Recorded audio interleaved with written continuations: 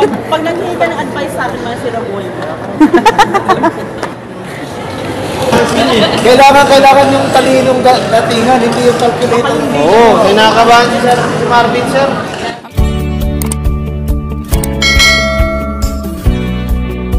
Hi guys, tuwang-tuwa nga ako nito dahil sa nakasama ko sa video ito ang isang maganda at sikat na vlogger na si Ultimate Public Prank Ate Will. Salamat Ultimate Public Prank Ate Will.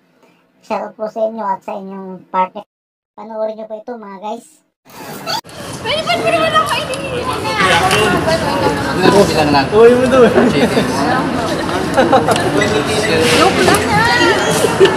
Ako din ko lang sa istorya lang yun. Tali na to.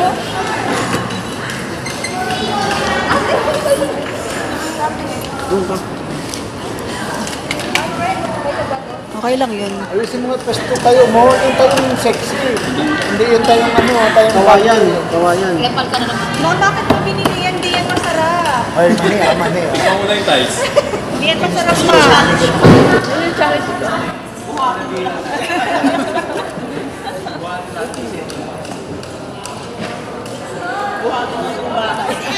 Kailangan chocolate. Bakit sa akin? Bakit di ko tumulong sa kanya?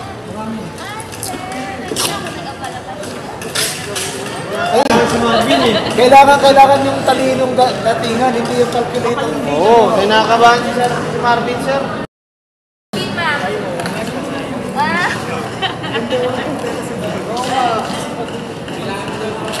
Ma'am, kasi nag-vlog din po yung kapwa-audit namin eh. Anong wish mo? Pumaywas. Dami yung followers dito, ma'am. Kita mo, nag-iisa lang kami na idol ko yun. Ay, marami. Ay, sino ba yung nakapalo?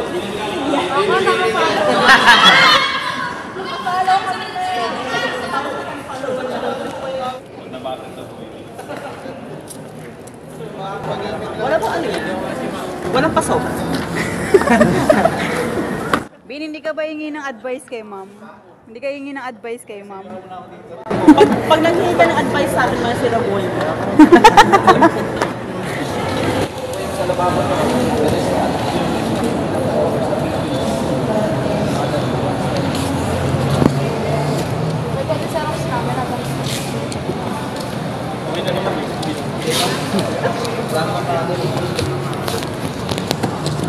Hindi, nilalabas yan sa anak ka pa. Hindi ako kinakabahan. Parang kinakabayan siya. Ito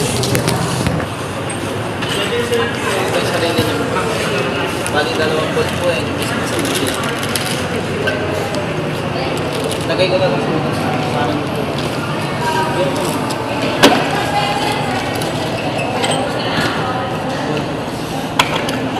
ay, kita pa naman. Skip natin. Ito yung mga components na sa laman. Ito yung T-Track. Flexible naman yun. Ito. Tama yan, overload. Tapos ito po yung engine valve. Bali, tatlo kasi ang positive side. Tapos yung bolt, meron po bolt na lagay ko na po. Tapos ito po yung drainer sa gitna po ng laman. Swivel na. Tapos flexible hose po. Ito po yung flexible hose para po sa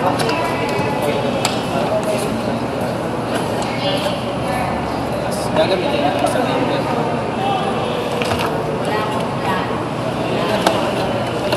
Tapos ito po yung pinakang faucet. Tapos yung faucet mo, ito yung flexible hose.